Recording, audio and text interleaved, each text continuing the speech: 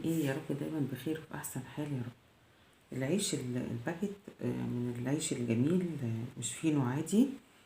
لا، فينو بطريقة خاصة.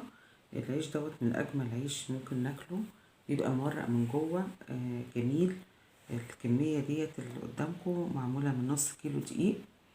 آه، لسه طالعة من الفرن سخن، ريحة الخبيز في البيت تحفة. ان في الشتاء بقى كمان واحنا قاعدين كده بالليل وتخبزي وناكل، دي حاجة جميلة جدا. طريقة سهلة وبسيطة، مش مكلفة وسريعة. متاخدش وقت خالص إلا في التخمير بس. هنشوف مع بعض عملناه ازاي. دي 3 كوبايات دقيق. أنا معايرة الدقيق بالكوباية ديت اللي هي كوباية المية، وبالجرامات هو نص كيلو دقيق. دي بيضة طبعا متوسطة الحجم. دول معلقتين زبدة، قطعتين زبدة كده، معلقتين. ديت كوباية لبن، عليها حتة خميرة. أنا بستعمل الخميرة البيرة، ما بستعملش الفورية. عليها معلقتين سكر صغيرين، وقطعة الخميرة البيرة اللي مستعملاها قد قطعة من قطع الزبدة دي عشان نشوف حجمها. اللبن دافي، حطيته على السكر على الخميرة عشان يخمر، وبدأ فعلا يتفاعل اهو. الدقيق عليه ذرة الملح. هنبدأ بسم الله. ادي البيضة، انا هحط عليها بس كده نقطتين من الخل. الخل بيضيع زفارة البيض، هقلبها شوية. الخل بيضيع زفارة البيض. تاني حاجة، الخل مفيد جدا في العجين. هبدأ احط الدقيق اللي عليه ذرة الملح، احط عليه البيض،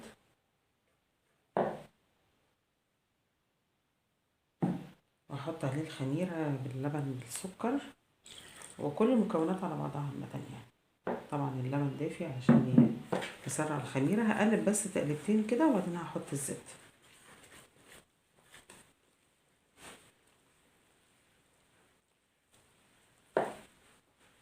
وانا بقلب بديها الحركة الدائرية ديت علشان تعمل عمل العجان. الناس اللي معندهاش عجان، عايزة اقلب بايدي ماشي، انا ممكن اعجن كتير. بس انا طريقة العجن دي ان انا اقعد ادور فيها كده كأن ايدي هي العجان. بتلم على طول معايا ازاي. المكونات كلها امتزجت، لمت كله الدقيق كله. احط الزبدة بقى، قطعتين الزبدة بدرجة حرارة الغرفة. ابدأ احطهم واقلب كويس معاها. انا بعجن اهو، هي لمت معايا هيت وناعمة وجميلة. بس انا برضو ما تقلش عن ربع ساعة. ال10 دقايق دي لما اقول العجينة ما تقلش عن 10 دقايق في العجن لو بالعجان، انما انا بايدي ربع ساعة. ربع ساعة مستمر. طبعا لو مش قادرة يعني ربنا يديكوا الصحة، ريحي شوية وبعدين اعمليها شوية تاني. هي بتلزق بتلزق معايا، لكن ناعمة ازاي. وكل ما اقلب فيها هتنعم اكتر وتلم اكتر. خلاص ده الشكل النهائي. هي بتلزق اهي، بس سايبة ايدي. كل ما اعجن او ادورها اهي بتلزق، بس بتسيب ايدي. ادي الشكل النهائي العجينة، ما شاء الله اهي ناعمة وجميلة. هحطها بقى عشان اسيبها ترتاح. بس مش هسيبها ترتاح بس، انا هسيبها كمان تخمر. هدهن وشها بالزيت عشان ما يشققش اهي. واحط كمان تحتها شوية زيت بسيط عشان ما تلزقش اهي. هسيبها بقى لحد ما حجمها يتضاعف، ده اساسي. وبعدين ارجع لكم نشكلها مع بعض. هو للامانه في الخطوه ديت وانا بعجن هاجد كمان نص كوبايه دقيق، علشان طبعا هو حسب الدقيق. مع ان الدقيق اللي انا بجيبه كل مره، لكن هو محتاج الدقيق تاني وانا بعجن لحد ما نوصل للعجينه الطريه خالص الناعمه دي. هسيبها بقى تضاعف حجمها وارجع لكم. خلاص هنا هنشوف العجينه اهيت ما شاء الله اتضاعفت وبدات نفخت ازاي، قوامها عامل ازاي. نبدأ نقطعها. انا طبعا شايفينها خمرانة ما شاء الله. اطلعها واقطعها بقى الاحجام اللي انا عاوزها للعيش. الحجم دوت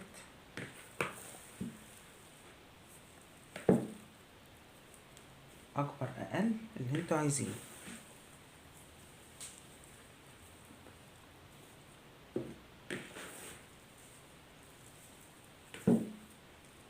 كبيرة شوية، واحدة اقل واحدة اكبر، زي ما احنا عاوزين الاحجام اللي احنا عايزينها. اهم حاجة ان انا معجنش تاني، انا بقطع وخلاص. انا بغطي العجينة، باخد منها حسب اللي انا عايزاه.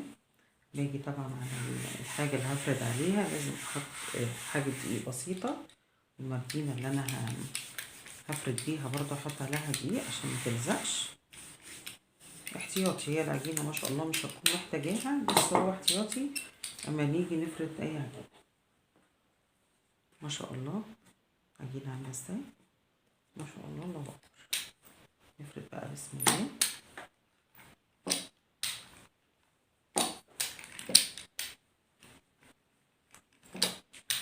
هفرد بالراحة برضه عشان انا عاوزة احافظ على الخمر وشوية الهواء اللي دخلوا في العجينة دوت.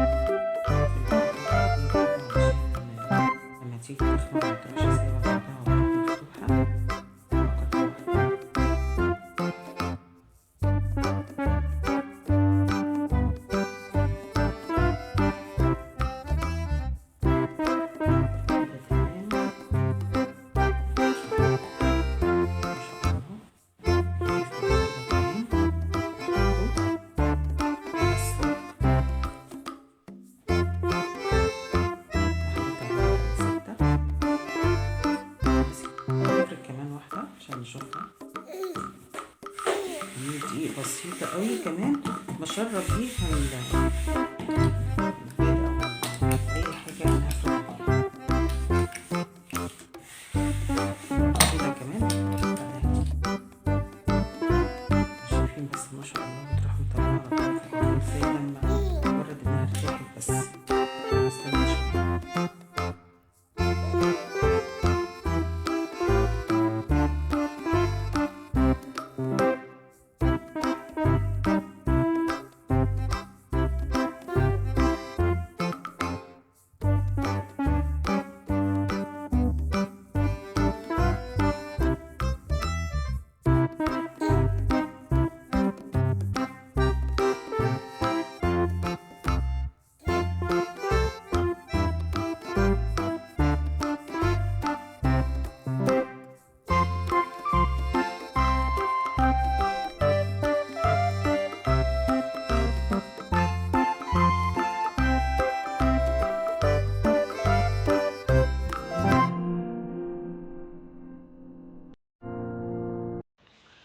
انا كده خلاص عملتهم كلهم وحطيتهم في الصاج، هسيبهم بقى يخمروا.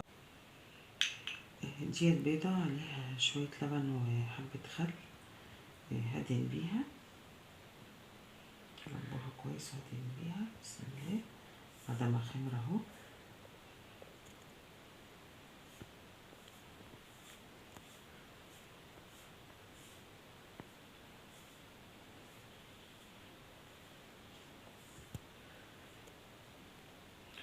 ولما هدهن هحط شوية معايا سمسم وحبة البركة،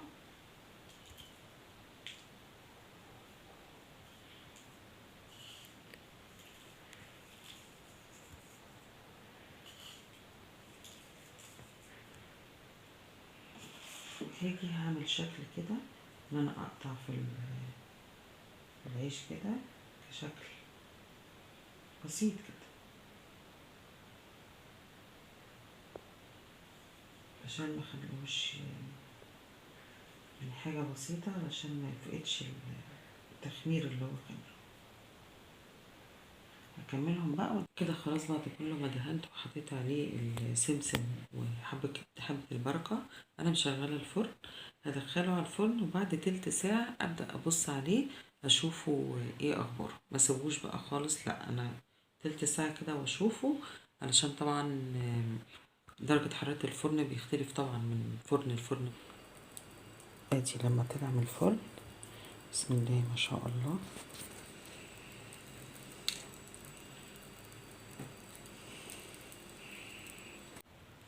حبايبي ما شاء الله بقى لما طلع من الفرن ولسه سخن طبعا، وريحة بقى الخبيز اللي مالية، وريحة العيش الفينو الطازة الصابح السخن اللي مالية البيت كله.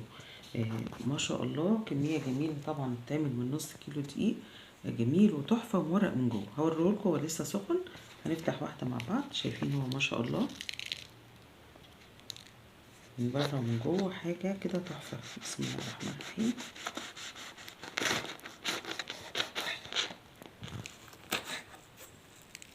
شايفين ما شاء الله مورق من جوه ازاي؟ شايفين الطبقات اللي جوه؟